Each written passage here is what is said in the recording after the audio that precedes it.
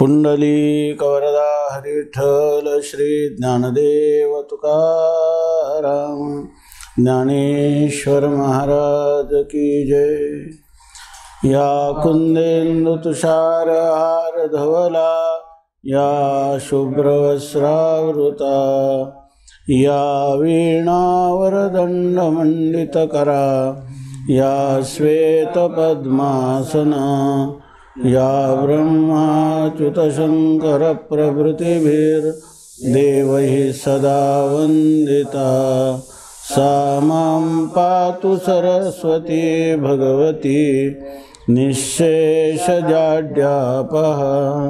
जयांचे केलिया स्मरण, होय सकळ विद्यांचे अधिकरण, तेच वंदो श्रीचरण श्री गुरूंचे। जयांचे निआठवे शब्दसृष्टी अंगवे, सारस्वताघवे जिवेशिये। वक्तृत्व गोडपणे, अमृता ते पारुखे म्हणे, रस होती ओळंगणे अक्षराशी। भावाचे अवतरण, अवतरविती निजखोण, हातातडे संपूर्ण तत्वबोध। श्री गुरूंचे पाय, जय हृदय वसो निठाय, तै एवढे भाग्य होय उन्मेषाशी। ते नमस्कारो नियाता सच्चिदानंदरूपाय, विश्वोत्पत्त्यादिहेतवे, तापत्रय विनाशाय, श्रीकृष्णाय वयं नमः। महाभूतान्यहंकारो बुद्धिरव्यक्तमेव च, इंद्रियाणि दशैकञ्च पंचचेन्द्रियगोचराः।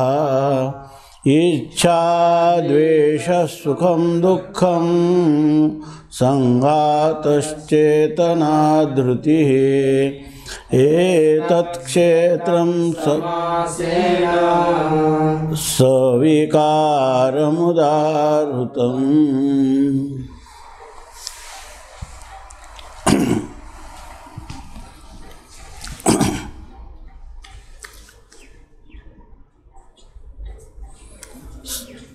संत सम्राट भगवान माऊलींच्या असीम अनुकंपेने आपण आपल्या जीवनातील प्राप्त सर्व दुःखांची आत्यंतिक निवृत्ती करण्यासाठी आणि वेद प्रतिपादित परमानंदरूप असणारा जो आत्मा, त्या आत्मसाक्षात्काराने आपल्याला जीवनमुक्ती प्राप्त करता यावी यासाठी ज्ञानोबारायांच्या चरणकमलाजवळ भगवती ज्ञानेश्वरीच्या 13व्या अध्यायाच्या माध्यमातून अंतर्मुख वृत्तीनं आपल्याही जीवनामध्ये हा आत्मप्रकाश व्हावा यासाठी प्रवृत्त झालो, हे आपल्या जीवनातील परमभाग्य आहे। या ठिकाणी उपजला भावो तुमचे कृपे सिद्धी जावो, आपल्या अंतकरणात निर्माण झालेली ही जी विशुद्ध आणि वस्तुनिष्ठ अशा प्रकारची जिज्ञासा किंवा मुमुक्षुत्व, ह्या मुमुक्षुत्वाचं पर्यवसान या ठिकाणी मोक्ष फलपर्यवसायी व्हावं किंवा याचा जिज्ञासेचं समाधान आत्मसाक्षात्कार व्हावा। ज्याला ब्रह्म व्यापक असणारं ब्रह्म माझा आत्माच आहे म्हणजे केवळ अखंड अर्थ राहील।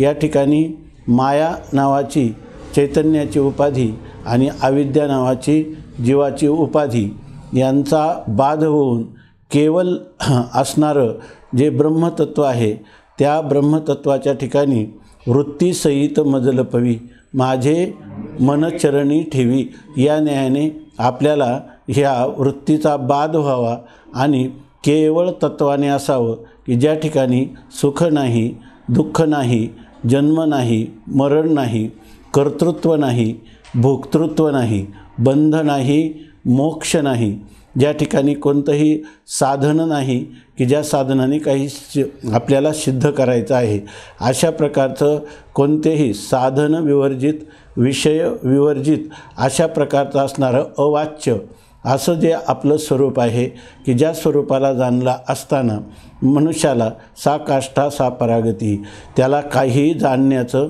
काही करण्याचं अवशिष्ट राहत नाही, अशा प्रकारची स्थिती ती प्राप्त व्हावी म्हणून आपण या 13व्या अध्यायाच्या चिंतनाला प्रवृत्त झालो।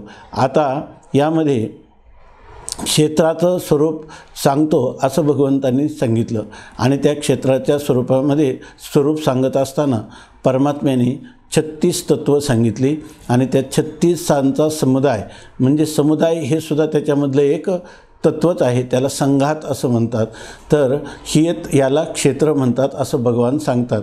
आणि संत सम्राट माऊली यावर विवेचन करतात, टीका सांगतात। त्या टीकेतील ते शब्द पद त्यांच्या आधाराने यथाशक्ती यथामती आपण ह्या ज्ञानोबारायांचा आशय जितका आपल्याला हृदयंगम होईल तेवढा करण्याचा प्रयत्न करायचा। शेवटचं काय आहे, ओम पर्याय आहे, आपल्याला किती कळेल, पण ओम नमो ज्ञानेश्वरा करुणा करा दयाळा, तुमचा अनुग्रह लाधलो पावन झालो चराचरी, मी कळा कुसरी काहीच नेणे, बोलतो वचने अतिभाविका, एका जनार्दनी तुमचा दास त्याची आस पुरवावी। आणि या ठिकाणी संत शांतीब्रह्म एकनाथ महाराजांनी केलेली प्रार्थना करायची आणि ज्ञानोबारायांच्या नजरेकडं आपण नजर भिडवायची। त्यांच्या असेल भक्तवत्सल मातृवत्सलता आणि आपल्या ठिकाणी त्यांचं असणारं आजान लढिवाळ अशा प्रकारचं बालक आणि त्याद्वारा ज्ञानोबाराय जो संवाद करतात त्या संवादाशी एकरूप होऊन आपण तो आपल्या हृदयामध्ये त्या शब्दाचा अर्थ स्थानापन्न करायचा। आणि तो कशासाठी, तर तो शब्दज्ञान कळावं याच्यासाठी नाही, तर त्या शब्दाचा अभिप्राय किंवा तात्पर्य कळावं। आणि नुसतं तात्पर्य किंवा त्याचं सामंजस्य समन्वय कळूनही आपल्या जीवनाची जी काही वाटचाल आहे ती थांबू नये, तर ती थांबायचं। जसं नदी निघाल्यानंतर ती समुद्रापर्यंत थांबत नाही, त्याप्रमाणे आपली निघालेली अंतःकरण वृत्ती सगळ्यांचा मध्ये येणाऱ्या सर्व प्रतिबंधांचा त्या ठिकाणी विरोध करून किंवा त्या प्रतिबंधाचा नाश करून सरळ आपलं गंतव्य असणारं जे आपलं स्वस्वरूप जे ब्रह्म, त्या ब्रह्मस्वरूपाला त्या अंतःकरण वृत्तीने कवळ घालावी किंवा त्या ब्रह्मस्वरूपाच्या ठिकाणी तद्रूपतेला प्राप्त व्हावं, यालाच अर्थरूपता असं म्हणतात। आणि ही स्थिती आपल्याला प्राप्त होण्यासाठी एकच पर्याय आहे, संतांच्या संगतीमध्ये सच्छास्त्राचं श्रवण। आणि ते श्रवण हे सर्वात अंतरंग साधन आहे। आपल्याला परमात्मप्राप्तीचं जे साधन आहेत त्याच्यामध्ये अंतरंग साधन श्रवण आहे। वेदांत शास्त्रामध्ये बऱ्याच आचार्यांनी श्रवणच मुख्य आहे असं सांगितलं। आता आत्मा वा अरे श्रोतव्य, आत्मा वा अरे द्रष्टव्य, श्रोतव्य मंतव्य निदिध्यासितव्य अशी जी श्रुती आहे त्या श्रुतीचा अर्थ करताना देखील खरं तर मनुष्याला ज्ञान होतं। गुरूंनी जेव्हा तत्वमसी महावाक्याचा उपदेश केला तेव्हा त्याला जे ज्ञान होतं ते अपरोक्ष ज्ञान होतं, पण ह्या अपरोक्ष ज्ञान असंच मानलेलं आहे, कारण प्रबल अशा शब्द प्रमाणापासून ते झालेलं आहे।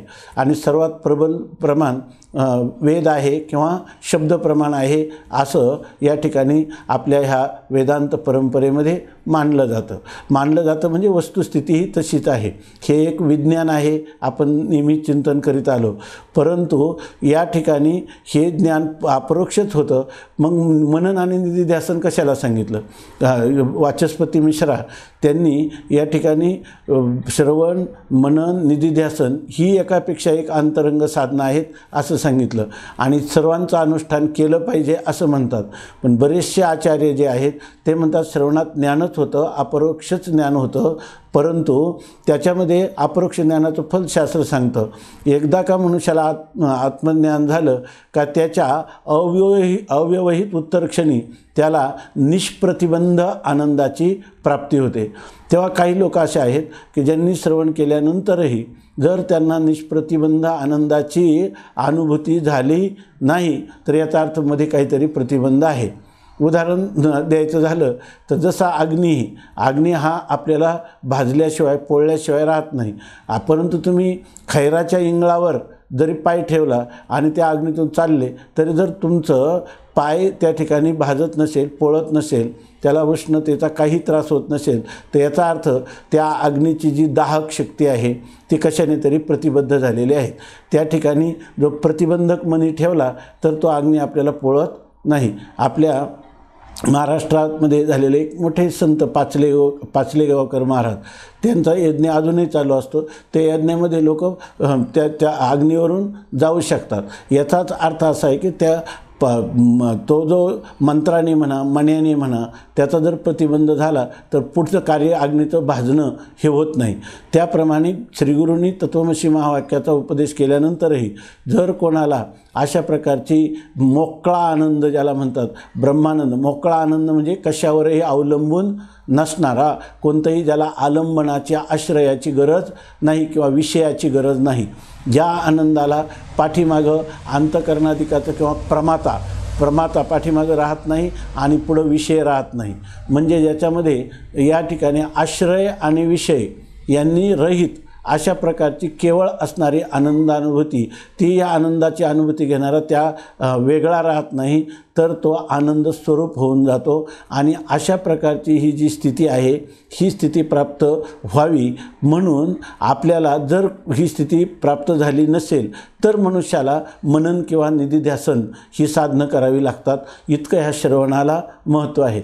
म्हणून स्वामी महाराज नेहमी म्हणायचे की हा परमार्थ म्हणजे धांगडधिंगा नाही तर हा विचाराचा परमार्थ आहे। माणसं आता सर्व काही करतात दिवसभर पायाला भोवरा बांधून, परंतु त्यांना समाधान मिळत नाही, शांती मिळत नाही। हृदयामध्ये कायम पाहिलं तर काही ना काही त्यांच्या ठिकाणी चांचल्याचं वासनांच्या मालिन्याचं त्या जे काही सावट आहे ते सावट त्यांना कधीही शांतता प्राप्त करून देऊ शकत नाही। त्यांच्या जीवनात मांगल्याचा आविर्भाव कधीही होताना दिसत नाही। याचं कारण काय आहे तर याचं कारण त्या अंतकरणाची अशुद्धी आहे किंवा त्यांच्या अंतकरणामध्ये अनेक प्रकारचे संशय, अनेक प्रकारचे म्हणण्याचा अर्थ जे वेद प्रतिपादित सिद्धांत आहेत त्यांच्याविषयी संशय किंवा जी वस्तुस्थिती आहे जीव आणि ब्रह्माची एकता अखंडार्थाने तर त्याची अनुभूती त्यांना येत नाही, कारण त्यांना प्रमेयाविषयी संशय अंतकरणात असतो। किंवा या ठिकाणी ज्या वेळेला ते सश्रद्ध जरी असले त्यांना सगळ्या शास्त्राच्या प्रामाण्याविषयी संशय नाही, त्यानंतर प्रमेय असणारं जे ब्रह्म आहे ते आत्मरूप आहे, जगन मिथ्या आहे याच्याविषयी संशय येत नाही। अत्यंत सश्रद्ध असतात किंवा तितकं बारकाईनं त्यांनी श्रवण केलेलं असतं। बरेचसे संशय हे श्रवणातच जातात, विपरीत भावनाही निवृत्त होते। पण होतं काय, स्वामी महाराज सांगायचे निरूपणी सद्वृत्ती होते तेथोनी उठता सवेची जाते। ऐकत असताना असं वाटतं का मी असंग निर्विकार सच्चिदानंद घन नित्य शुद्ध असणारं जे ब्रह्म, ज्याच्यामध्ये कोणतेही स्वगत सजातीय विजातीय आदी भेद नाही, ज्याला देश काल वस्तूचा कुठलाही परिच्छेद नाही, अशा प्रकारचं तत्वच मी आहे असं श्रवण करताना वाटतं। पण तेथोनी उठता सवेची जाते। निरूपण सांगत असताना किंवा ऐकत असताना वृत्ती ब्रह्माकार होते, पण नंतर काय होतं की नंतर त्याला असं वाटत राहतं की मी देहच आहे। नंतर हे चिंतन जेव्हा ऐकतो त्या कालात ही वृत्ती होते, वृत्ती राहते, पण ज्या वेळेला आपण पुन्हा व्यवहारात प्रवृत्त होतो तेव्हा व्यवहार हा देहाला मी समजूनच केला जातो, त्यावेळेला तिथं त्याला पुन्हा देहाकार वृत्ती होते। त्याच्यासाठी निधिध्यासन करावं लागतं की अनात्माकार वृत्तीचा परित्याग करायचा आणि पुन्हा चटकन जाते तर स्वामी महाराजांनी पटकन ब्रह्माकार करायची। चटकन जर तुम्हाला अनात्माकार होते तर मग पटकन पुन्हा आत्माकार वृत्ती करा, विपरीत भावना।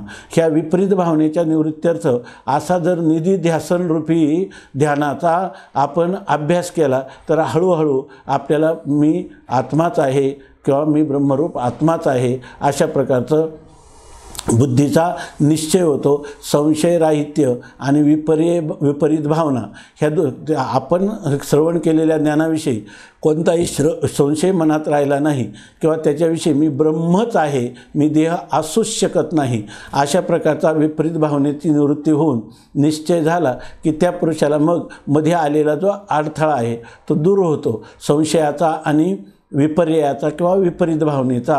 आणि त्याला पूर्वी तत्वमसी महावाक्य ऐकल्यानंतर जी काही आनंदाची अनुभूती होत नव्हती ती आता त्याला निर्वेदपणाने होऊ लागते। अशा प्रकारचा ह्या श्रवणाचा महिमा आहे। आणि म्हणून या ठिकाणी या श्रवण हे अंतरंग साधन आहे आणि श्रवणाचं दुसरं नाव काय आहे किंवा विचाराचं दुसरं नाव श्रवण आणि श्रवणाचा पर्याय काय आहे विचार। विचाराः श्रवणम इति कीर्त्यते। विचार म्हणजे हा आणि कोणताही विचार नाही।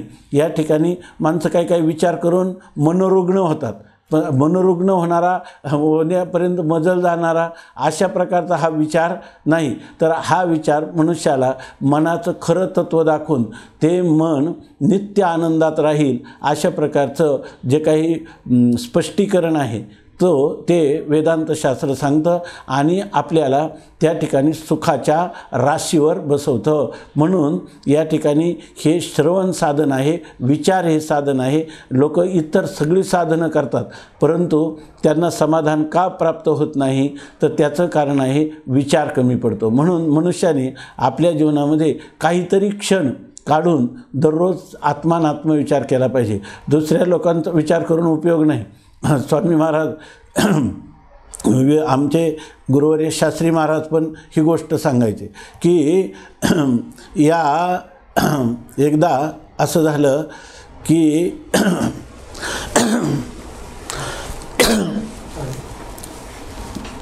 एक मुलगा दररोज घराच्या ओट्यावर उभा राहायचा आणि तिथून एक म्हशीचा कळप जायचा।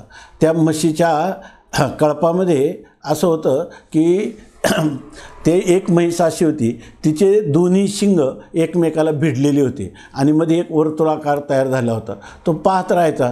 एक दिवस असं झालं की ते ओठ्याजवळ आल्याबरोबर त्यांनी झेप घेतली आणि त्या म्हशीच्या दोन शिंगामध्ये आपलं डोकं जे आहे ते घातल्याबरोबर ती म्हैस घाबरली, ती उधळली। आता ती म्हैस उधळल्यानंतर ह्याला आडवे तिडवे किती हेलकावे बसले आणि नंतर एका ठिकाणी पडला, गुडघे फुटले, नाक फुटलं आणि अशा वेळेला लोकांनी जाऊन मग त्याला आणलं। तेव्हा त्याला एका माणसाने सांगितलं, अरे भल्या माणसा तुला एवढं कसं कळू नाही, गाईच्या त्या म्हशीच्या शिंगामध्ये डोकं कसं घालावं, याने हा अनर्थ होणारच ना, तुला काही विचार आहे की नाही? त्यांनी म्हणला विचार नाही केला म्हणजे 6 महिने विचार करत होतो आणि विचार करून काय फल झालं, तर ह्या अशा प्रकारचं जेणेकरून आपल्याला ज्या मार्गाने आपण चालतो त्या मार्गाला आपल्याला इथंच त्या साधन करत असतानाच एक प्रकारचं सुख असलं पाहिजे। साधना अनुष्ठानात सुद्धा सुख आहे।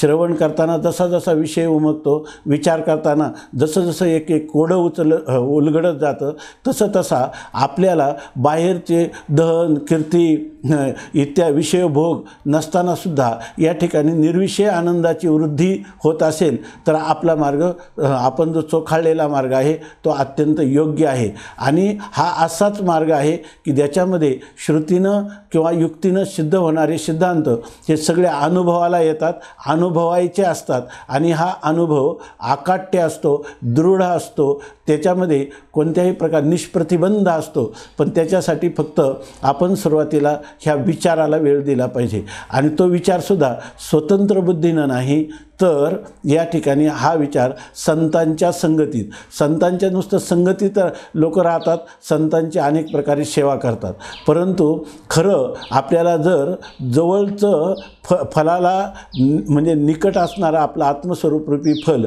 जर प्राप्त करायचं असेल तर त्या ठिकाणी श्रवण, संतांच्या संगतीत राहून त्या ठिकाणी श्रवण केलं पाहिजे। आणि ज्यावेळेला संतांची संगत नाही तेव्हा जे आपण श्रवण केलं त्याचं मनन चिंतन केलं पाहिजे।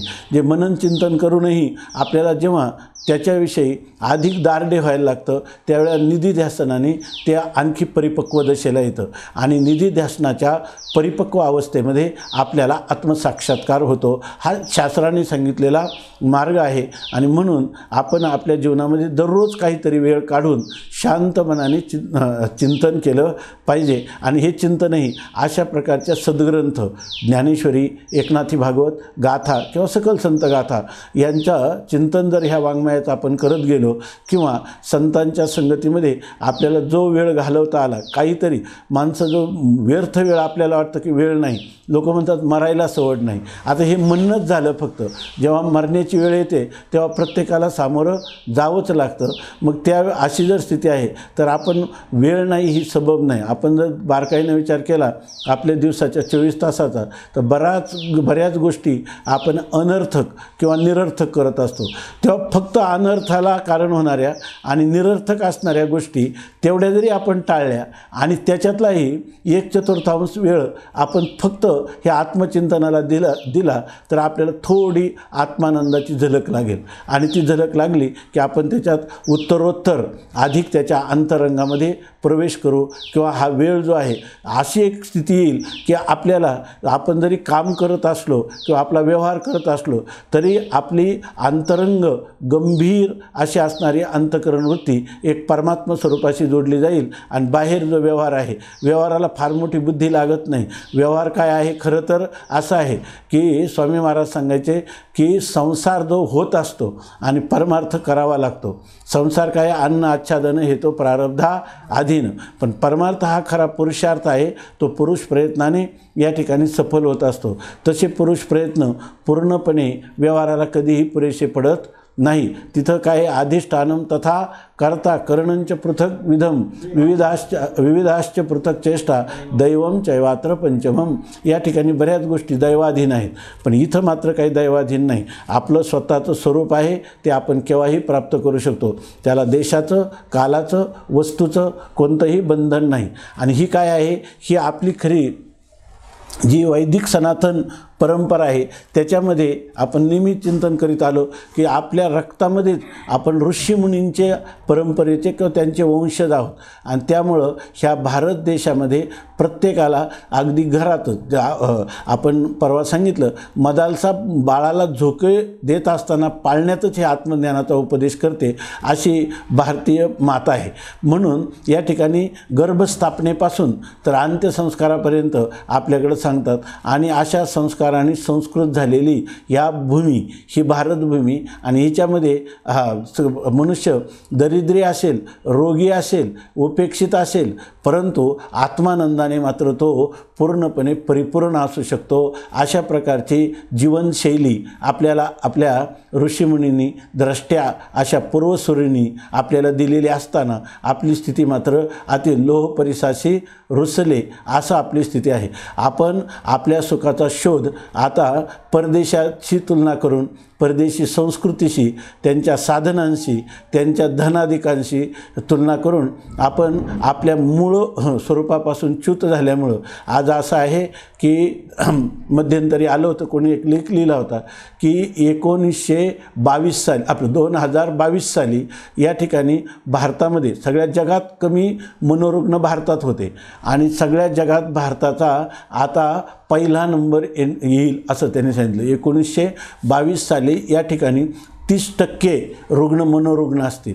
नुसतं आता थोडीशी करोनाची झलक झाली तर ह्या 8 महिन्यामध्ये मनोरुग्णांची संख्या भारतामध्ये अत्यंत वाढलेली आहे. कारण संकटाला कसं सामोरं जावं, सुखसुद्धा पचवावं लागतं. कारण जर आपल्याकडं धन वगैरे असलं तर विषयभोग स्वैराचाराने केला तर या ठिकाणी आपल्याला सुख मिळण्यापेक्षा आपण दुःखाच्याच गर्तेत अधिक जात असतो. हे धडे आपल्याला गर्भवासापासून तर आत्तापर्यंत हे दिले गेले नाहीत आणि त्यामुळं आपणच आपल्या मूळ संस्कृतीला किंवा आपले असणारे सद्ग्रंथ किंवा आपले असणारं अनादी सनातन परंपरेनं आलेला अपौरुषीय वेदाचा सांगावा त्याच्याकडे आपण पाठ फिरवली म्हणून ही स्थिती झाली. स्वामी महाराज विनोदानी गोष्ट सांगायची. आपली स्थिती कशी झाली तर असं आहे की एक मनुष्य इंग्लंडला गेला, भारतीय, आणि तिथं त्याने एक पात्री प्रयोग केले, म्हणजे एक पात्री नाटक असतं त्याप्रमाणे, आणि त्या प्रयोगाचं नावच होतं लॉफ अँड ग्रो फॅट, हसा आणि लठ्ठ व्हा. म्हणजे मनुष्य आपोआप प्रेतयात्रेवरून आलेला मनुष्यसुद्धा पोट धरून हसेल, अशा प्रकारचा त्याचा नाटकाचा प्रयोग होता.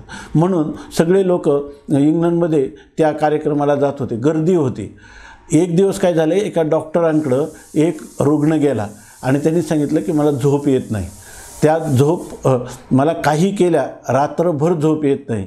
मग त्यांनी सांगितलं गोळ्या वगैरे घेतल्या का, तर त्यांनी सांगितलं गोळ्याही घेतल्या तरी गोळ्यांचाही परिणाम होत नाही.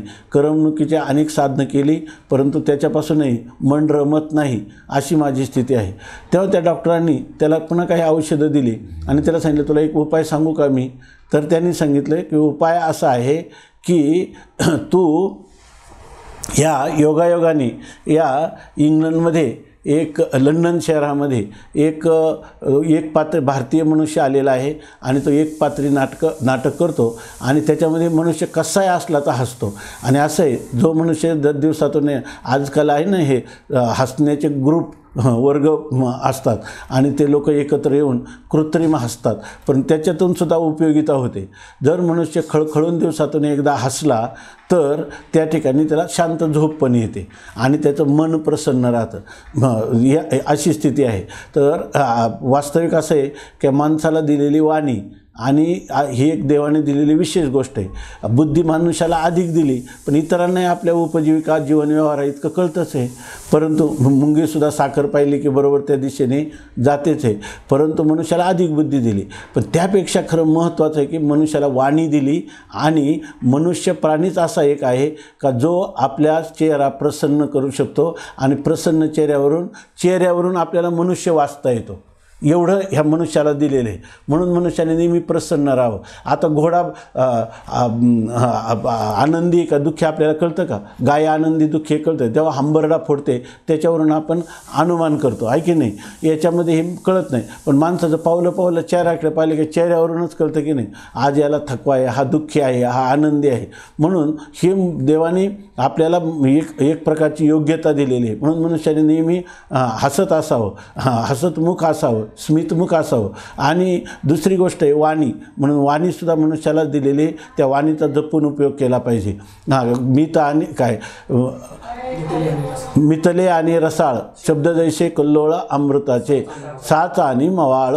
या ठिकाणी आपण खरं बोललं पाहिजे, मवाळ बोललं पाहिजे, कमी बोललं पाहिजे, रसाळ बोललं पाहिजे. आणि आपण बोलत असताना समोरच्या माणसाला जणू काही अमृताच्या समुद्रात लाटा उसळतात असं वाटावं. ह्या जर दोन गोष्टी, प्रसन्न मन आणि आपल्या वाणीचा उपयोग किंवा प्रयोग आपण जर ह्या संतांनी अनुमोदन दिलेल्या या प्रकाराने जर आपण केला तर आपल्याला निश्चित एक रम्य समाधान प्राप्त होईल. असो, या ठिकाणी आपण गोष्ट पाहत होतो की जेव्हा त्या ठिकाणी त्या रुग्णांनी सांगितलं की रुग्णाला डॉक्टरनी सांगितलं तू हा प्रयोग पहा आणि हा प्रयोग पाहिल्यावर तुला निश्चित समाधान वाटेल. तर त्यांनी सांगितलं, हळूच तो बोलला, जड मनाने बोलला की ज्याचा प्रयोग पाहायला सांगतात तो प्रयोग करणारा मीच आहे. म्हणजे तोच प्रयोग करत होता पण त्याला झोप येत नव्हती.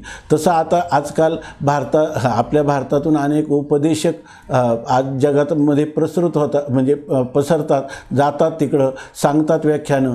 परंतु जर त्यांची स्थिती पाहिली तर बऱ्याच लोकांना त्यांचं जे काही स्वतःची अनुभूती असते ती अनुभूती नसते. केवळ शब्दज्ञानाने ह्या गोष्टी सांगितल्या जातात. आणि अखंडानंद स्वामी म्हणतात की जर एखाद्या शब्दज्ञानी परोक्ष ज्ञानी पुरुषाने त्याला अनुभूती आली नाही अशा पुरुषाने सांगितलं तर त्याच्यापासून दुसऱ्याला कधीही अपरोक्ष साक्षात्कार होत नाही. त्यासाठी आपल्याकडं एक परंपरेमध्ये सांगितलं की ज्याचं तुम्ही ज्ञानग्रहण करून अनुभूती घेऊ इच्छिता ते पुरुष जसे श्रोत्रिय शब्दज्ञानी शास्त्रज्ञानी असले पाहिजेत त्याचप्रमाणे ते ब्रह्मनिष्ठ असले पाहिजेत. ब्रह्मस्वरूपाची त्यांना अनुभूती असली पाहिजे. आणि असं जर झालं तर त्यांच्यामध्ये ये हृदयीचे ते हृदयी घातले द्वैत न मोडिता केले आपण ऐसे पार्था, ही स्थिती त्यांना अनुभवायला मिळेल. तर ही सगळी अत्यंत गुह्य असणारं हे तत्त्वज्ञान, ही आपली मिरासी वतनदारी असताना आपण मुळातच आपली बुद्धी जी आहे ती बुद्धी गहाण ठेवल्याप्रमाणे, गहाण कुठं ठेवली तर ती बुद्धी ह्या विषयोपभोगामध्ये किंवा आपण प्रवृत्त झाल्यामुळं या ठिकाणी आपल्याला हे तत्त्वज्ञान बुद्धीवर आरूढ होत नाही. म्हणून या ठिकाणी आपण निश्चित जर आपल्याला खरं रम्य समाधान परमाशांती पाहिजे असेल तर या भारतीय संस्कृतीमध्ये प्रतिपादन केलेलं जे तत्त्वज्ञान आहे हे सर्वात श्रेष्ठ आहे. त्याच्यातही ह्या संत मायबापांनी आपल्यासाठी ते अत्यंत सुलभ करून ठेवलेलं आहे. जन्मलेल्या बाळकापासून किंवा गर्भात बालकाचा प्रवेश झाल्यापासून तर त्याच्या अंत्य समयापर्यंत त्याला कधीही जरी अंतर्मुख व्हावं वाटलं आणि आपलं खरं कल्याण व्हावं असं जर त्याच्या अनंत जन्मीच्या पुण्याईने त्याला जेव्हा वाटेल तेव्हा ह्या सत्शास्त्राचा सत्संगतीमध्ये जर आपण लाभ घेतला तर आपलं कल्याण झाल्याशिवाय राहत नाही. परंतु हे असताना आपण ही सर्व साधनं सोडून दिली आणि पिछेशे आई आगे धकाई या न्यायाने जे 4 लोक करतात त्यांच्यामध्येच आपल्याला सुख प्राप्त होईल. ज्या ठिकाणी सुख नाही त्या ठिकाणी आपण सुखाचा शोध घेत आहोत. आपलं सुख हरवलं आहे कुठं तर आपण आत्मस्वरूपापासून दूर झालो आणि त्यामुळं सुख आपल्यापासून दूर गेलं. अर्थात हे सुख प्राप्त करायचं तर त्याला एकच मार्ग आहे की आपल्याला सुई कुठं हरवली तिथं शोधली तर मिळेल ना. सुई हरवली आपल्या घरामध्ये आणि शोधतोय म्युन्सिपाल्टीच्या दिव्याखाली, कधीच मिळणार नाही. तसा आपण हे जे आधुनिक विज्ञानाच्या द्वारा मिळणारे अनेक प्रकारचे उपभोग त्याची उपयोगिता करा, परंतु त्याचा या ठिकाणी अनुचित अशा प्रकारचा प्रयोग किंवा अनुचित अशा प्रकारची धारणा ठेवून त्याची जी केलेली उपयोगिता ती भोग संस्कृतीमध्ये परिवर्तित होते आणि त्यामुळं ह्या जितकं भोग तितकेच रोग या ठिकाणी आणि त्याग तितकं सुख आहे. म्हणून या ठिकाणी त्याग, काही लोक त्याग करतात तर त्यागाचा अभिमान धारण करतात, परंतु त्यागिल्याची राहे भावना अंतरी. जर कोणाकडं त्याग काय करायचा, काल परवा आपण पाहिलं की एखादा मनुष्य शौचावून आल्यानंतर कधी सांगतो का इतकं शेर झाले 2 शेर झाले, सांगत नाही. तसा हा जो पदार्थ आहे कारण ती त्याज्यच वस्तू आहे. त्याप्रमाणे आपल्या जीवनामध्ये त्याग हा महत्त्वाचा आहे. कोणी ग्रस्ती, आपली संस्कृतीच याच्यावर त्यागावर उभारलेली आहे. ग्रस्ती मनुष्य असला तरी त्यांनी त्यागच सांगितलेला आहे. संन्यासी त्याला संन्यास तो त्याग संकल्पाचा, भक्त असला तरी त्याच्यामध्ये काय आहे, त्याग आहे. साधन कोणतंही करा पण त्याच्या मुळाशी काय असला पाहिजे, त्याग असला पाहिजे. त्याग जर असेल तर तो मनुष्य त्यागेने एके अमृतत्व मानशो अशी श्रुती आपल्याला श्रुती माता सांगत आहे. म्हणून त्यागाने हे अमरत्व प्राप्त होतं. त्यासाठी आपल्याला विचाराचा परमार्थ केला पाहिजे आणि परमात्म्याचं आपल्यावर असीम अनुकंपा आहे, माऊलीची आपल्यावर कृपा आहे, अनुग्रह आहे. त्यामुळं आपण ह्या साधनामध्ये प्रवृत्त झालो. म्हणून आपल्याला आपल्या भाग्याचं वर्णन करण्याची दुसऱ्यांनी केलं म्हणजे आपलं भाग्य असं नाही, दुसऱ्यांना हे भाग्य कळणार पण नाही. म्हणून आपल्या भाग्याचं आपणच वर्णन करायचं आणि सुरुवातीला सांगितल्याप्रमाणे हा प्राप्त झालेला जो एखादा पदार्थ प्राप्त नसताना प्राप्त होणं याला योग असं म्हणतात आणि प्राप्त झाल्याचं संरक्षण करणं याला क्षेम असं म्हणतात. तेव्हा याचा योगक्षेम आपण करायचा आणि प्रसंगात जर आपले कुठं हातपाय गळाले, आपल्याला जर त्याच्यापासून च्युत होण्याची वेळ दिसते तर अशा वेळेला योगक्षेम त्यांचा जाणे जडभारी वाट दावी करी धरोनिया. परमात्म्याजवळ मारा हाक देवा भय हट्टा असे. परमात्म्याला आपण जेव्हा भयाला प्राप्त होतो तेव्हा परमात्म्याला आपण जोराची हाक मारावी. जोराची हाक म्हणजे परमात्म्याच्या अनेक संस्कृत किंवा प्राकृत भाषेमध्ये असणाऱ्या ज्या प्रार्थना, विनवणी, करुणा भाकावी आणि अशा वेळेला पुन्हा आपलं मन थाऱ्यावर येईल. त्या ठिकाणी आपलं मन स्थिर होईल आणि त्या स्थिर मनात पुन्हा त्याला चिंतनाची दिशा येईल. म्हणून ह्या सगळ्या ज्या गोष्टी आहेत, ज्याला खरा परमार्थ करायचा त्यांनी ह्या सगळ्या गोष्टी आपल्या अनुष्ठानात, आचरणात किंवा आपल्या जीवनामध्ये त्या आणल्या पाहिजे.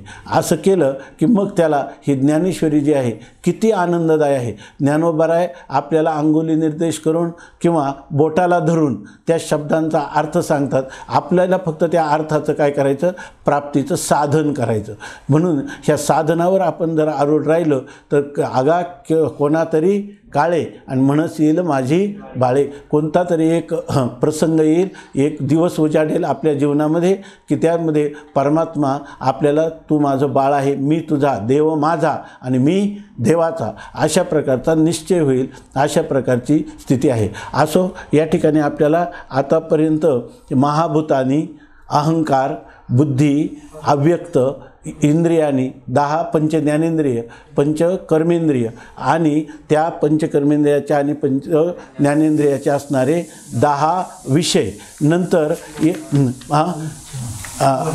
मन, बुद्धी आणि अहंकार, ह्या सर्वांचं चिंतन आत्तापर्यंत आपण केलं. आता याच्यानंतर पुन्हा इच्छा, द्वेष, सुख आणि दुःख हे जे आहेत हे विकार आहेत.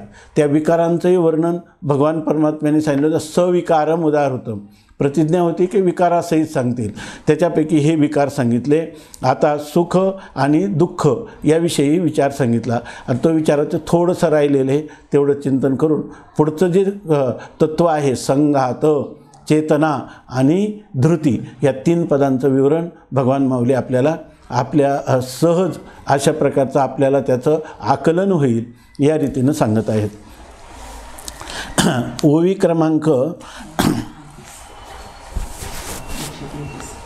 क्रमांक 133.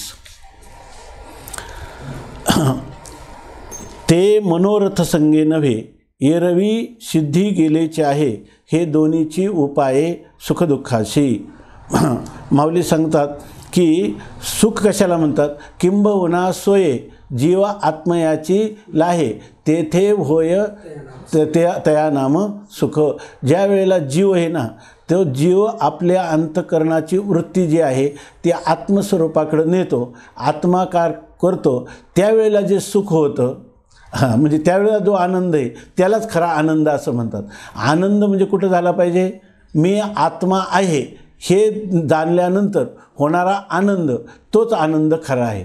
होणारा म्हणजे खरा तर तो काय, मूळचा. तुका म्हणे झरा आहे मुळीचाची खरा, मूळचाच तो आपला आनंद आहे. परंतु आपण जसं एखादं लहान मूल आईपासून चुकावून पुन्हा आईला भेटावं, त्याप्रमाणे आपल्या आनंदापासून आपण दूर गेलो होतो. श्रीगुरु कृपेने जेव्हा आपल्याला ते आपल्या स्वरूपाची ओळख करून देतात, महावाक्याचा उपदेश करतात, त्यावेळेला आपल्याला त्या जीवाला त्या आत्म्याची सोय म्हणजे आत्म्याचा लाभ किंवा त्या आत्म्याशी होणारी एकरूपता प्राप्त होते. त्यालाच ज्ञानोबराय सुख असं म्हणतात. जर आपण ज्ञानोबरायांचे पाईक असू तर आपल्याला नेहमी वाटलं पाहिजे माझं काहीतरी चुकतं आहे. मला सुख कुठं वाटतं आहे, विषयात सुख वाटतं आहे का, तर याचा अर्थ सुख विषयात नसताना वाटतं आहे, अजून माझा भ्रम गेला नाही. मला ज्या दिवशी असं वाटेल सुख फक्त काय आहे, सुखरूप ऐसा दुजा कोण सांगा, माझ्या पांडुरंगा सारिखा तू, मी तुझा दुसऱ्या नाही, जगात पांडुरंगाशिवाय सुखाची सिद्धी कुठेही होणार नाही. तेव्हा पांडुरंगाकडं मन जर त्या ठिकाणी आकर्षित झालं तरच आपल्याला सुखाची अभिव्यक्ती किंवा उपलब्धी होते. आणि माऊली या ठिकाणी सांगतात की असं झालं तर तया नाम सुख, त्याला सुख म्हणतात. आता दुसरं एक राहिलं की एक क्षेत्रामध्ये दुःख म्हणून सांगितलेलं आहे, ज्याच्यामध्ये मन प्रसन्न राहत नाही, इंद्रिय प्रसन्न राहत नाही, असं जे आहे ते दुःख आहे. सुखचं काय सांगितलं, सुष्टू खाणी. आणि इथं काय आहे, म्हणजे ज्याच्यामध्ये इंद्रिय जी आहेत ती इंद्रिय कोणत्याही प्रकारे प्रसन्न नाहीत, अप्रसन्न अशा प्रकारची इंद्रिय, अशा प्रकारचं मन ज्याच्यामध्ये बुद्धीला कोणताही तेज राहत नाही, अशी जी स्थिती आहे ती दुःखाची स्थिती आहे. म्हणून किंवा प्रतिकूल वेदनीयम दुःखम, आपल्याला जे नको वाटतं, पण नको वाटतं काय दुःख, पण साधन काय करतो, जे दुःख प्राप्त करून देणारं नियत साधन आहे शब्दस्पर्शादी विषयांचा भोग, तोही विहित नाही तर निषिद्ध असं घेण्याला प्रवृत्त होतो. मग त्याला अपरिहार्यपणे त्या दुःख भोगावं लागतं. पण याचं मूळ कारण काय आहे तर ते सांगतात, आणि आईशी हे अवस्था न जोडता पार्था जे जिजे ते सर्वथा दुःख जाणे. आणि ज्याला ह्या आत्माकार वृत्ती न करता, जो न जोडता म्हणजे आत्मस्वरूपाला प्राप्त न करता, आणि जिजे म्हणजे जीविजे म्हणजे जो जगतो, आणि असं जगणारा जो पुरुष आहे त्या जगण्याचं सर्वथा दुःख जाणे. त्याचं जगणं काय आहे, त्याच्या जगण्याचा जो प्रकार आहे तोच दुःखाचा प्रकार आहे. म्हणजे त्याचं संपूर्ण जीवित हे काय आहे, दुःखमय अशा प्रकारचं आहे. मयट जो प्रत्यय आहे तर दुःखमय याचा अर्थ दुःखाचं बाहुल्य. जरी थोडंसं त्याला सुख विषय भोग आपल्याला आपातता वरवर दिसत असलं तरी ते सुख काय आहे, ते दुःख लेवणी सुखाची अंगी सळीत जगाचे. माऊली सांगतात दुःखाने याला छळ करण्यासाठी, फसवण्यासाठी सुखाचं अंगड घातलेलं आहे आणि त्यामुळं हा मनुष्य फसतो. त्याचं तो भोगत असलेलं सर्व काय समजावं, दुःख समजावं अशी स्थिती आहे. आपल्याकडं सांगतात की ती कोण, राणी मैनावती आणि तो राजा गोपीचंद. जेव्हा तो गोपीचंद राजा या ठिकाणी चालला होता रस्त्याने, तर त्याचं ते सगळं ऐश्वर्य त्याचं होतं संपूर्ण. तो ह्या एक मोठा सम्राट होता. आई त्या राजमहालाच्या वर गच्चीमध्ये बसली होती आणि जेव्हा तो चालला त्यावेळेला खालून चालला, त्याची मिरवणूक चालली, त्यावेळेला तिच्या डोळ्यातून अश्रू पडले आणि ते त्याच्या अंगावर पडले. तेव्हा त्याला वाटलं की वर कोण आहे, तर आई होती. तो तत्काळ रथातून उतरला, आईकडं गेला आणि आईला विचारलं, आई तुझ्या नेत्रातून अश्रू का? तर तिनं सांगितलं की अरे तारुण्य, सत्ता, हे संपत्ती ह्या सगळ्यामुळं आज तुझा असा जो थाट आहे, पण एक दिवस मात्र असा आधी पलंगी पौढती शेवटी गोऱ्याची सांगाती. तुकाराम महाराज म्हणतात एक शेरा अन्ना चाड येर वावगी बडबड. या ठिकाणी आता एक दिवस हे स्मशानामध्ये चितेमध्ये धडधड जळणार आहे आणि याचा काही सुद्धा राहणार नाही, अशा प्रकारची स्थिती आहे. पण ह्या संस्कृतीमध्ये असं जे सांगितलं आहे, जे मनुष्याने केलेले कर्मानुगो गच्छती जीव एकहा धनानी भूमौ पशवश्च गोष्टे. मिळवलेलं धन त्या बँकेमध्ये किंवा खजिन्यामध्ये राहतं आणि असलेले पशुपक्षी आपले पशुधन हे कुठं गोठ्यामध्ये राहतं. भार्या गृहद्वारी, पत्नी उंबरठ्यापर्यंत राहते आणि जनस्मशाने, लोक स्मशानापर्यंत येतात. परंतु काय देहश्चितायाम, हा देह चितेमध्ये जळून जातो आणि कर्मानुगो गच्छती जीव एकहा. आणि जीवाने जे काही कर्म केले त्या कर्माप्रमाणे तो या ठिकाणी आपल्या पापपुण्यानुरूप मार्गाचं आक्रमण करतो, स्वर्गात जातो, नरकात जातो, मृत्यूलोकात येतो. असं जेव्हा सांगितलं तेव्हा तत्काल त्याला वैराग्य निर्माण झालं. म्हणजे या ठिकाणी हे जे सुख आहे तिला आईनं सुद्धा त्या राजालासुद्धा वैराग्यच निर्माण व्हावं, सुख वैराग्यातच आहे. अशा प्रकारचं हे भारतीय तत्त्वज्ञान जे आहे, विशेषतः आपल्याकडचे हे दर्शनकार आहे ना, हे काही केवळ वेदांतच सांगतो असं नाही. आपले भक्ती सिद्धांत असो, आपला कर्मविपाकाचा सिद्धांत असो, आपली अनेक असणारी दर्शनातली वेगवेगळी तत्त्वज्ञान असो, पण त्यांचं सगळे त्यागाला महत्त्व देणारे, सगळे तपश्चर्येला महत्त्व देणारे, सगळे जे आहेत त्या याच्यामध्ये पाहिलं तर आपला हा नास्तिक दर्शनकार आहे ना, यालासुद्धा हा विचार करायला सुरुवात केली ना. जेव्हा त्यांनी नास्तिक जर आत्मा देहालाच आत्मा म्हणत नसता तर पुढचे प्रगत विचार दर्शनकारांना करावे लागले असते का? याचा अर्थ त्यांनीसुद्धा विचाराला सुरुवात केलेली आहे.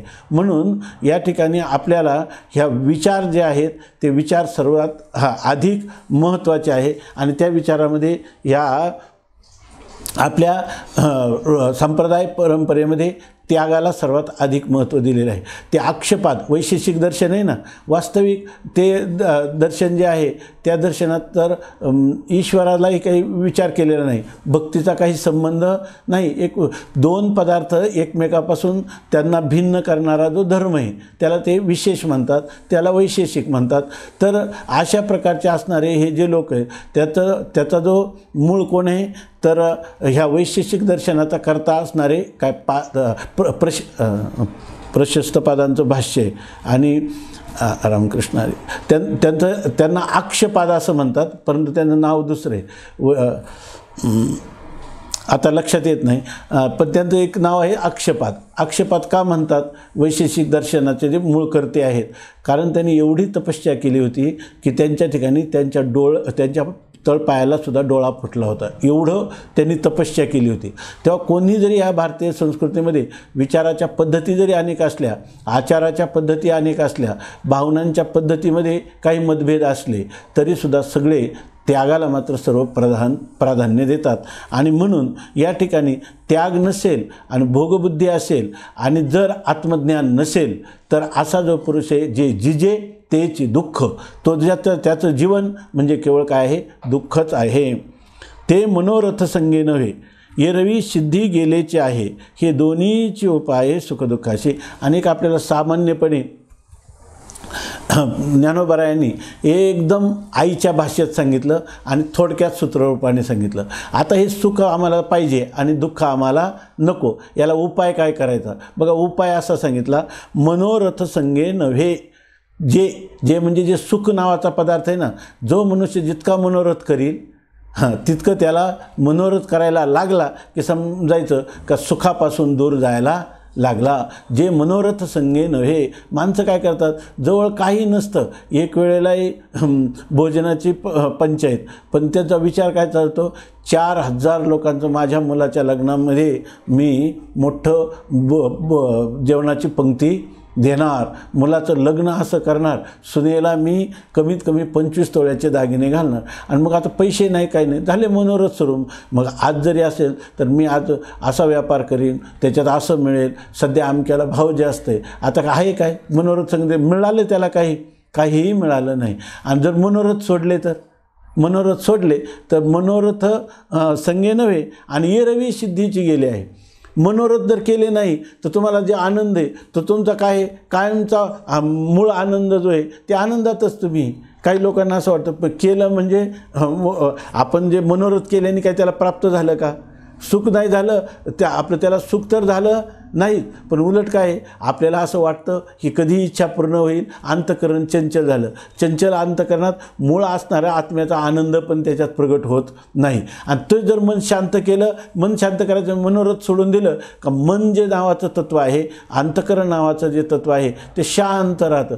शांत राहिल्यावर त्याचं अधिष्ठान आत्मा आहेच आहे आणि त्या आत्म्याचं प्रतिबिंब, आत्मानंदाचं प्रतिबिंब त्याच्यामध्ये होतच आहे. म्हणून माणसाने जास्त मनोरथ करू नये. जास्त करू नये म्हणजे मनोरथच करू नये त्याने खऱ्या अर्थाने. आणि करायचं झालं तर काय, माझे मनोरथ पावविले सिद्धी, जई पायी बुद्धी स्थिरावली. त्या वास्कर महाराजांच्या मनचरीमध्ये हा पहिला अभंग आहे. तर त्याच्यामध्ये की हे सांग, तुकाराम महाराज म्हणतात, माझे मनोरथ कधी पूर्ण झाले, जई पायी बुद्धी स्थिरावली. ज्या परमात्मचरणाच्या ठिकाणी बुद्धी स्थिर होईल तेच खरं काय आहे, तेच खरं सुख आहे. आणि ते कशाने होते, मनोरथच करायचे झाले तर मनोरथ कशाचे करायचे, मनोरथ कशाचे करायचे, मी आत्मा आहे, मी ब्रह्म आहे, हे मनोरथ केले तर तुम्हाला मनोरथ सिद्धीला जातील. तर आणि त्याच्यात असं आहे की स्वामी महाराज सांगायचे की करायचेच झाले, लहान मुलं खेळत असतात, लुटपुटीचे खेळ खेळत असतात आणि त्याच्यामध्ये लुटपुटीचा खेळ करताना एक जण काय करतो, वाळू मुठभर आणतो आणि त्याच्या हातावर देतो, म्हणतो हे घे पेढे, किंवा हे घे चुरमुरे, हे घे भेळ, आणि तो खातो, म्हणतो भेळ फार रुचकर आहे. वास्तविक काय तिथं, लेकराचे काय खापराचे वन खेळती लेकुरे, काय त्या व्यवहारे लाभहानी, अशा प्रकारची स्थिती आहे. परंतु तो मात्र काय करतो, तो मुलगा दुसरा ज्याच्या म्हणतो फार रुचकर आहे, दुसरा येतो आणि तो म्हणतो पेढा घे, हा घे पेढा, तो म्हणतो पेढा फार गोड आहे. आता लुटपुंडीचेच चुरमुरे आणि लुटपुटीचेच पेढे, पण माणसाने लुटपुटीचे चुरमुरे खाण्यापेक्षा लुटपुटीचे पेढे चांगले की नाही. तसं या व्यवहारी जगतामध्ये एखादा मुमुक्षू जरी त्याला अजून स्वरूपबोध प्राप्त झाला नसला, परंतु मी स्वरूपरूप आहे, माझ्या गुरूंनी सांगितलं, माझं शास्त्र सांगतं, माझ्या इष्टदैवताचं तेच म्हणणं आहे, माझ्या मंत्राने मला हेच प्राप्त करायचं आहे, असं म्हणून जर कोणी मी ब्रह्म आहे, मी ब्रह्म आहे असं जर म्हणेल तर त्याचा सत्य बोलल्याचं तरी पुण्य आहे. परंतु मी देह आहे म्हणून केलेला सगळा व्यवहार हा काय आहे, मी देह म्हणता ब्रह्महत्या कोटी एवनिया पाठी थापले, काय तुकोबारायांची वचन आहे. जर तुम्ही मी देह म्हटलं त्यावेळेला कोट्यावधी ब्रह्महत्या तुम्हाला लागतात असं तुकोबाराय सांगतात. म्हणजे आपण ह्या किती सावध असलं पाहिजे. मी देह म्हणून जो जो व्यवहार करतो तो व्यवहार म्हणजे केवळ दुःखाला मी जवळजवळ अंगावर माझ्या घेण्यासाठी दुःखाच्या दिशेने चाललेलं आहे अशा प्रकारचं त्याला वाटलं पाहिजे. म्हणून म्हणतात असे जे जे तेची सर्वथा दुःख जाणे, असं ज्याचं जीवन आहे त्याला दुःख असं म्हणतात. आणि ते मनोरथ संगे नव्हे एरवी सिद्धी गेलेची आहे. हे दोन्हीचे उपाय सुखदुःखाचे, हे दोनच उपाय सुखदुःखाचे आहे. जर तुम्हाला तर माऊली सांगतात ना, जर आपलं तुकोबारायांचा अभंग आहे मला वाटतं, जर तुम्हाला दुःख व्हावं असं वाटत तर तुम्ही काय करा, सारीपाट खेळा, निषिद्ध विषयाचा भोग घ्या. माऊली म्हणतात उलट तर असं सांगतात मनोरथ संगे, स्पष्ट तरी सांगत जा, म्हणजे स्पष्ट सांगितलं मला ऐकल्यावर ते म्हणता येतं. ते मनोरथ संगे नव्हे एरवी सिद्धी गेलेचे आहे, ते दोन्हीचे उपाय सुखदुःखाशी. या ठिकाणी सांगतात जे मनोरथ संगे नव्हे आणि हे दोन्हीचे उपाय सुखदुःखाचे. हे दोनच उपाय. तुम्हाला दुःख पाहिजे ना, मनोरथ करीत बसा, आणि तुम्हाला सुख पाहिजे तर मनोरथ करू नका. आता असंगा साक्षीभूता देही चैतन्याची जे सत्ता, ते नाम पंडुसुता चेतना येथे. आता हे जे पारिभाषिक शब्द आहेत आता राहिलेले, चेतना, धृती, संघात, हे आपण नेहमी ज्ञानेश्वरी वाचतो, पण साधारणपणे या शब्दाचा निदान वाच्यार्थ आपल्याला कळला पाहिजे. आणि तर मग नंतर त्याचं सांगण्याचं काय प्रयोजन आहे हे पण आपल्या लक्षात येतं. म्हणून ही गोष्ट, ह्या विषय थोडासा आपण लक्षात घ्या.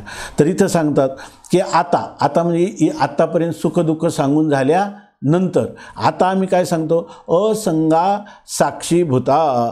असंग म्हणजे संग म्हणजे शय बंधने, ते कोणते तरी एखाद्या पदार्थाची संबंध करणं. परमात्मा हा कसा आहे, असंग आहे, म्हणजे परमात्म्याला कोणाचाही संग किंवा संबंध स्पर्श त्याला होत नाही. परमात्मा हा सर्व ह्या संसार दुःखाने काय आहे, अस्पर्शित आहे, अचुंबित आहे, असं म्हणून त्याला परमात्मा काय आहे, असंगो ही अयम पुरुषः.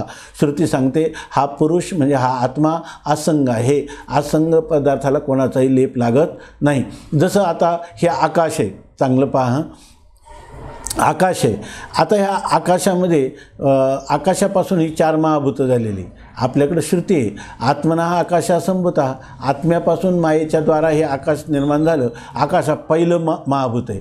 आणि त्या आकाशापासून वायू झाला, वायूपासून अग्नी झाला, अग्नीपासून जल झालं, आणि जलापासून पृथ्वी झाली. आपल्याकडं असं इथं एकदा आपल्या जोशी मठाचे भगवत पूज्यपाद शंकराचार्य आले होते. तर त्यांनी सांगितलं पंचीकरण पंचमहाभूताची उत्पत्ती एकदम सोपं आहे म्हणे. पंचभूतं कशी उत्पन्न झाली, तर ते म्हटले आपण जर पळायला लागलो, बरोबर ना, पळतो कुठं आपण, आकाशातच पळतो की नाही. पळायला लागले तर हवा लागल्यासारखं होतं की नाही, किंवा हवा निर्माण झाल्यासारखे होते की नाही. थोड्या वेळाने आपण पळतच राहिलो तर आपल्याला उष्णता शरीरात निर्माण होते की नाही.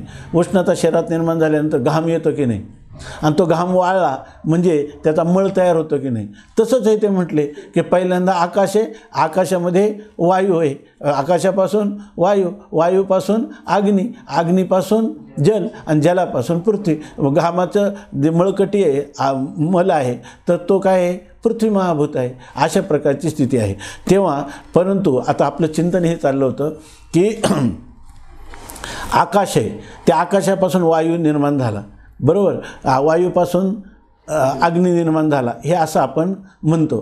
तेव्हा एका माणसाने सांगितलं की आता काय आपले दिगंबर महाराज आहेत ना, ते दिगंबर महाराजांनी कुठेतरी काव्य पाठ केले, आणि एक रामतीर्थांचं पण अशा प्रकारचं काव्य आहे, त्यांचा वर्षा नावाचा काव्यसंग्रह आहे.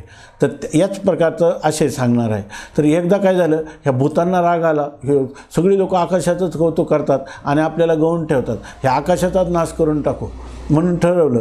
पृथ्वीनं खूप धूळ झाडली, बरोबर ना, तरीसुद्धा आकाश मलिन झालं का. पाण्याने सांगितलं मी याला ओलंच करतो, झालं का ओलं. अग्नीने सांगितलं जाळून टाकतो, झालं का ते जळालं का, नाही. वायूने सांगितलं की मी याला हाकलून देतो, गेलं का अग्नी कुठं. वास्तविक ही ही 4 महाभूतं आकाशापासूनच झाली की नाही. आपल्याकडे एक वेदांताचा सिद्धांत आहे, थोडक्यात सांगतो. तर आपल्यामध्ये स्वप्नात जर एखाद्या माणसाला तहान लागली तर त्याला जागृतीला उश्याला असलेल्या पाण्याचा उपयोग होतो का, नाही. बरं, एखाद्याचं शेत जर जागृत अवस्थेमध्ये आता जळायला लागलं, म्हणजे ते पिकं जळायला लागली, तर त्याला स्वप्नात मोठा तलाव पाहिला होता, त्याचं पाणी उपयोगाला येतं का? का येत नाही?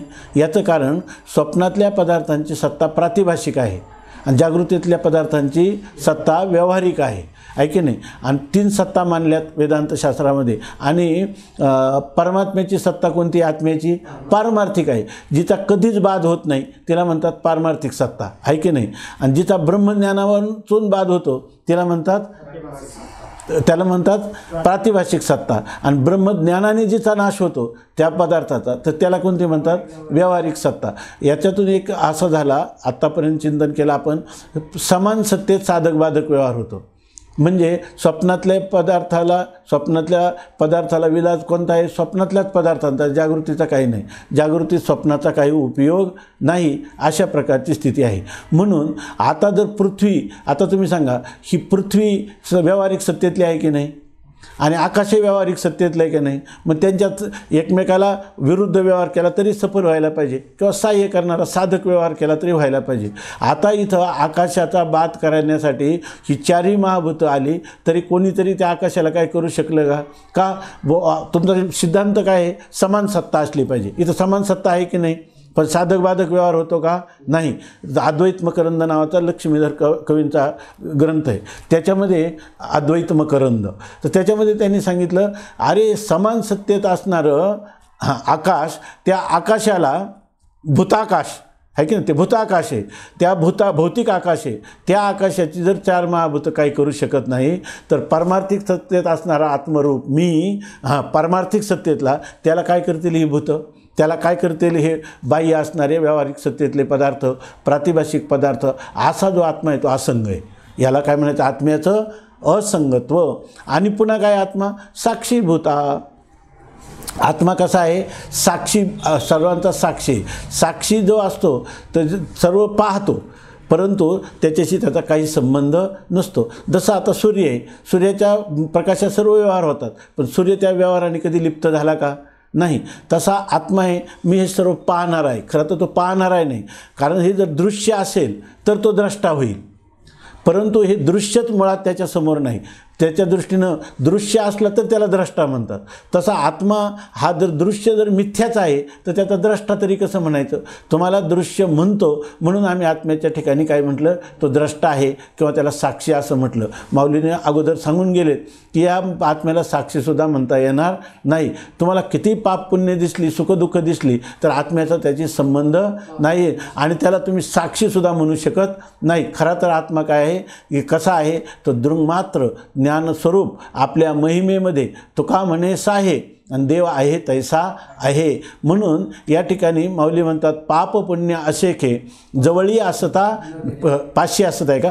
पाशी असता न देखे साक्षी हो न ठके एरी गोठी काय. जे आत्मा आहे ना तो आपल्या महिमेतच आहे, पण लोकांनी त्याला साक्षी असं नाव दिलं का? तर हे जग दिसतं तेव्हा याचं प्रकाशन कोण करतं? तर तो प्रकाशक साक्षी आहे असं नाव दिलं, पण प्रत्यक्ष तो स्वतःला साक्षी समजतो का? तो साक्षी ब्रह्मरूप आहे, तो ब्रह्मरूप आहे. आणि ब्रह्म कोणाचं साक्षीत्व करतं आहे का? काही करत नाही. स्वयंमहिमनी प्रतिष्ठित प्रकाश रूपाने, स्वतःसिद्ध रूपाने, आनंद घनतेने ते जे परमात्म तत्व आहे अद्वैत भावाने, केवल भावाने ते त्या ठिकाणी नित्य स्थिर रूपाने स्थित आहे. अशी स्थिती आहे. स्वामी महाराज विनोदाने गोष्ट सांगायचे, माणसाने साक्षीसुद्धा कोणाचं होऊ नये. साक्षी जर झालं ना, पहिल्यांदा जीव आहे ज्ञानरूप, आणि तो जेव्हा साक्षी होतो त्याच्यानंतर जो साक्षी झाला का हळूहळू तो काय व्हायला लागतो? भोक्ता होतो. भोक्ता झाला का तो काय होतो? कर्ता होतो. आणि कर्ता झाला का पुन्हा त्याचा काय होतो? भोक्ता होतो. बरोबर ना? भोक्ता झाला का पुन्हा काय होतो? कर्ता होतो. साक्षीभावही विसरून जातो. म्हणून मनुष्याने या ठिकाणी साक्षी, आपल्या ब्रह्मभावातून साक्षीभावापर्यंत पण येणं हे चांगलं नाही. कारण साक्षीभावात आला की हळूहळू, त्यांनी सांगितलं, माऊली 18व्या अध्याय सांगतात, एक राजा होता आणि त्या राजाला काय लहर आली, एक पैलवान पाहिला आणि म्हणे मला तुझ्याबरोबर कुस्ती करायची. तो पैलवान हिंदकेसरी होता. राजा जरी असला तरी त्यांनी जेव्हा कुस्ती करायला लागला त्यावेळेला त्याला चितपट केलं आणि त्याची पाठकुडं भूमीवर मातीमध्ये लोळवली. का? तर राजाने आपलं पद सोडलं, तसं आपण आपल्या आत्मस्वरूपापासून च्युत झालो की या ठिकाणी आपली अधोगती व्हायला लागते. म्हणून ती होऊ नये. तर स्वामी महाराज सांगायचे की साक्षी होणे न ठके एरी गोठी काय. साक्षी होत नाही तर इतर गोष्ट म्हणजे भोगता आणि करता होईल काय, तो होणार नाही, होऊ नये. आपण आपल्या आत्मस्वरूपाच्या महिमेतच राहावं. त्यासाठी सांगायचे, एक संन्यासी दुपारी मधुकरीला चालला होता इंद्रायणीच्या तीराने, आणि घाटावर 2 स्त्रिया धुण्यासाठी आल्या आणि त्यांचं दोघींचं भांडण चाललं. इतकं भांडण चाललं, याला सरळ वाटलं हे भांडण कशासाठी चाललं आहे, म्हणून तो तिथं काय लागला, पाहायला लागला ते भांडण. आता तो साक्षी, त्यांनी त्याचा काही संबंध आहे का, तो आपला दूर राहून पाहत होता. पण पाहत असताना असं झालं की त्या एका स्त्रीनं दुसऱ्या स्त्रीला त्या संन्याशाला मध्ये घालून शिवी दिली. तर आता माझा काय संबंध आहे, हाच संबंध आहे, तिथं उभा राहिला, साक्षी झाला, हाच त्याचा काय आहे, संबंध आहे. म्हणून हा आत्मा कसा आहे तर असंगा साक्षीभूता, असंग आणि साक्षीभूत असणारा जो आत्मा आहे, त्या आत्म्याची या ठिकाणी देही जे सत्ता, देही चैतन्याची जे सत्ता, त्याला चैतन्य असं म्हणतात. त्या आत्म्याचं हे देहामध्ये असणारी जी सत्ता, नाम त्याचं असणारं अस्तित्व. ह्या जर तुम्ही आपण संस्कृत जे काही टीकाकार आहेत किंवा भाष्यकार आहेत यांच्या आधाराने आपण थोडं चिंतन केलं होतं ह्या पदावर. कोणत्या चेतना ह्या पदावर आपण चिंतन करीत होतो. तर आता जर ज्ञानोबारायांचं आपण पाहायला लागलो तर आपल्याला वाटतं की हे वेगळं आहे. वेगळं वगैरे काही नाही, पण आपल्याला, कारण काय, सगळ्या संतांचा अनुभव एकच असतो. सांगण्याची प्रक्रिया जरी थोडीशी बदलून असली तर याच्याने काही फारसा फरक पडत नाही. माणसाला कोणती प्रकृती भावली तर त्यांनी त्या प्रक्रियेचा उपयोग करावा. आपले आचार्य सांगतात, यया यया भवेत पुंसाम प्रकृती यया या भवेत पुंसाम व्युत्पत्ती ही प्रत्येगात्मनी सासैव प्रक्रिया साध्वी इथे आचार्य भाषितम.